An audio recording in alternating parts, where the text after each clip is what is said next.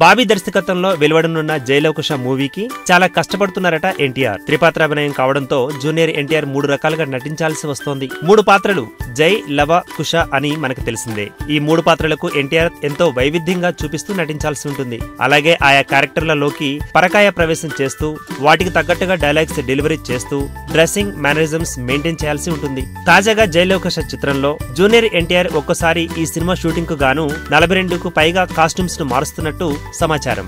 3 పాత్రలకు 3 వేరియేషన్స్ లో డైలాగులు చెబుతూ బిజీగా మారిపోయారు ఎన్టీఆర్. ఇదంతా ఇలా ఉంటే అటు బిగ్ బాస్ షోను కూడా హోస్టింగ్ చేస్తుండటంతో అటు కూడా వెళ్లాల్సి వస్తోంది.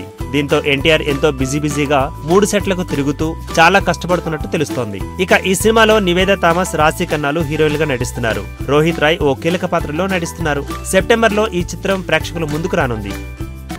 ఈ వీడియో గనుక మీకు నచ్చినట్టయితే లైక్ చేయండి, షేర్ చేయండి, సబ్స్క్రైబ్ చేసుకోండి.